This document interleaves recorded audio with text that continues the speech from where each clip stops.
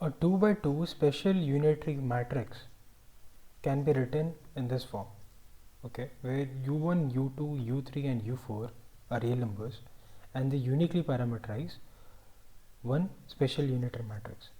Okay, unitarity means u into u tag is equals to identity, and special means the determinant of u should be equal to 1. The determinant of u equal to 1 is written in this form. Okay, so you can see that you are left with only 3 independent real parameters to parameterize one u or special unitary in 2 dimensions. What you can do is you can use 3 sigma matrices, as they called Pauli sigma matrices, sigma x, sigma y and sigma z, okay, to rewrite this u in this very specific form,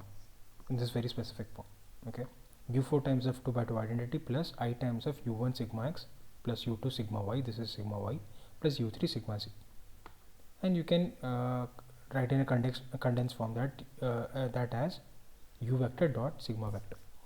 Okay, sigma vector here just means that it is tuple of sigma 1, sigma 2 and sigma 3, and it's dotted with u1 and u2 and u3. Okay, this sigma is the Pauli matrices have this special commutative relationship. This is similar to the one you saw for SO3 generators. Okay, and they also satisfy an anti-commutator relationship. Okay, anti-commutator is basically you have a plus in between.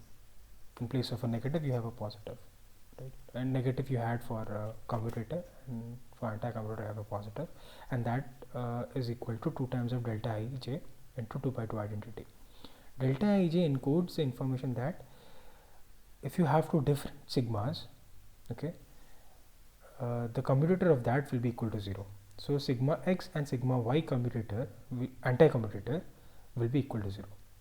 If you have two same sigmas, the anti-commutator of that will be equal to 2 times of identity, and what that means is the square of Pauli matrices is equal to identity, 2 by 2 identity. Now what I can do is I can sum the commutator, whatever we saw, the commutator relation and the anti-commutator relation. So here also I forgot to mention, you have similar commutator relationship between every two pair of sigma matrices. Sigma x, sigma y will satisfy this. Sigma x and sigma z will be equal to minus 2 times of I sigma y. Sigma y, sigma z will be equal to 2 times of sigma x. So you have between every two pair of sigmas you will have a commutator relationship.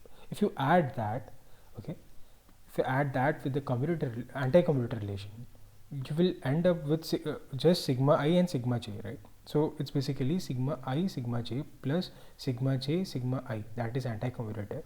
If you add that with sigma I sigma j minus sigma j sigma I, so this term will cancel, right? The positive and negative term from anti-commutator and commutator will cancel, and you will be left with 2 times of sigma I sigma j, and that will be equal to 2 times of delta ij identity plus 2 times of epsilon ijk into sigma k. Okay, so the commutator relationship you saw is similar to the one you saw for SO3, right? Commutator of generators of SO3 element, SO3 Lie algebra element, is basically equal to this. Okay, so I will use this identity, right? Sigma I sigma j equal to 2 by 2 identity delta ij plus I epsilon ijk into sigma k. I will use that to prove that n dot sigma square equal to 2 by 2 identity matrix. Okay, how do we go about doing that is basically expand n dot sigma square into these two terms. Okay, I'm sorry that this there is no square here. Okay, so it's basically equal to summation over all the I indices of ni sigma I, nj sigma j, and here are 3 real coefficients such that n is basically a norm vector, a unit vector. Okay, so in theoretical physics we use this very often, something called the Einstein convention, where you can drop this summation symbol, and if you have two indices which are repeated, you can drop that summation symbol. So this simplifies a lot of calculation, like here also you can drop this and you can write this in this form. So this inherently means that if you have two repeated indices over a single term, this basically means you have a summation over all the indices that index, all the values that index can take, right? Here I can take over 1, 2 and 3, okay, and these are basically numbers, okay. Sigmas are 2 by 2 matrices, okay. Now I can use the identity that we saw, that we basically derived for sigma I, sigma j, okay, using basically adding the anti-commutator and commutator of sigma I, sigma j. I can use that, and here now you know that epsilon, right? Epsilon could take over three values, +1, -1 and 0. If ijk was 1 2 3 or 2 3 1 or 3 1 2, it was +1. If it was in some other order, it was -1. And in case any two indices, or if the three of them are equal, then epsilon was equal to 0, okay. So I use this property of epsilon, and I say that because this product is basically, this indices are symmetric, okay. So if here also, see, I told that there is a summation over here over I and j.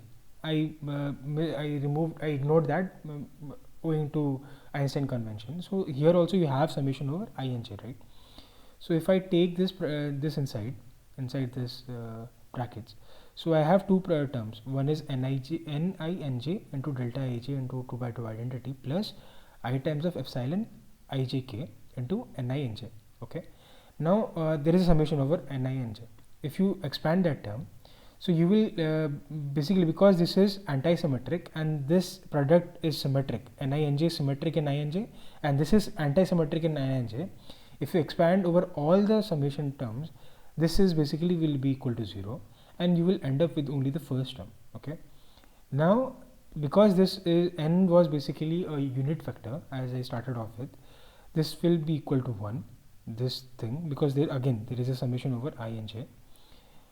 And if n is not equal to 1, if it's any general vector whose magnitude is not equal to 1, then you basically end up with another factor, which is basically a magnitude of that vector square, okay, into 2 by 2 identity.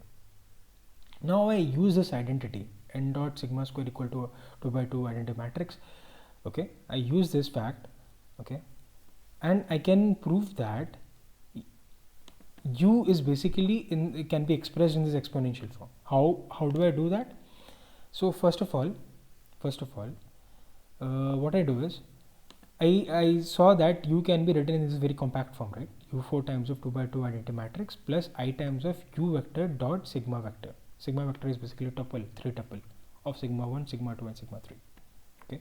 What I can do is I can reparameterize this u4 as cos theta by 2 and the magnitude of u vector as sin theta by 2, okay.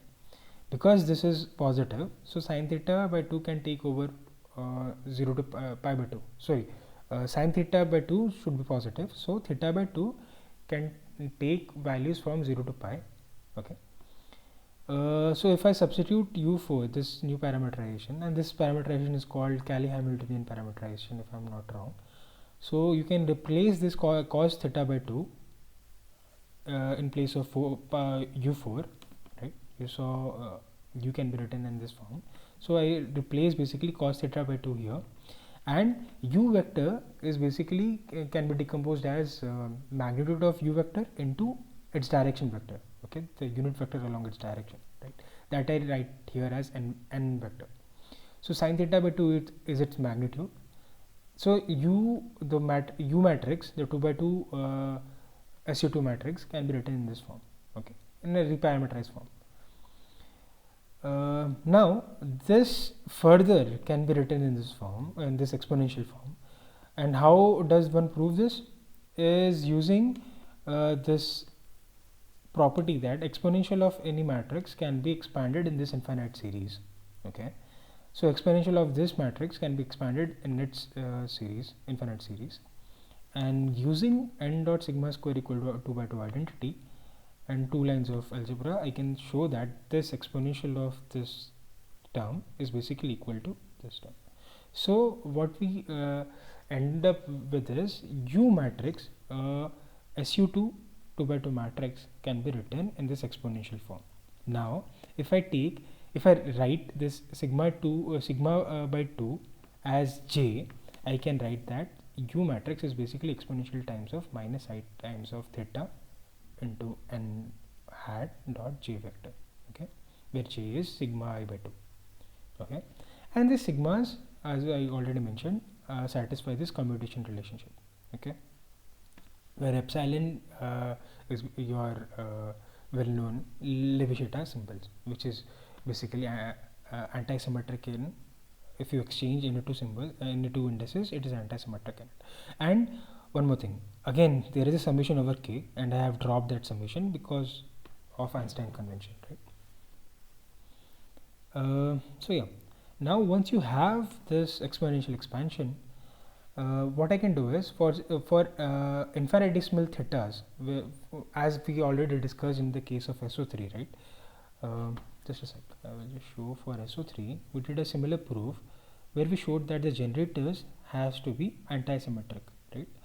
So we did this. We told that general SO3 rotation matrix can be expanded in this form, where all the higher order terms, right, in theta can be neglected for small rotation angles that can be neglected. And if this has to be the rotation matrix, then it has to be orthogonal, right, and it has to satisfy this R into R transpose equal to identity. Similarly, your unitary matrix has to satisfy this U into U dagger equal to identity, okay, and if you replace this expression for U for small angle approximation where theta is very small, right, if you replace that only the first two terms and you remove all the higher order terms in theta, you can write U in this form, right? And I have also written this n dot j as sigma n here, as you can see, right? So I can expand this, and this will basically lead into four terms. Again, this last term is basically order theta square, and I can neglect because theta is very small, okay, and you end up with this Hermitian condition, hermiticity of sigma n, or n dot j should be Hermitian, okay.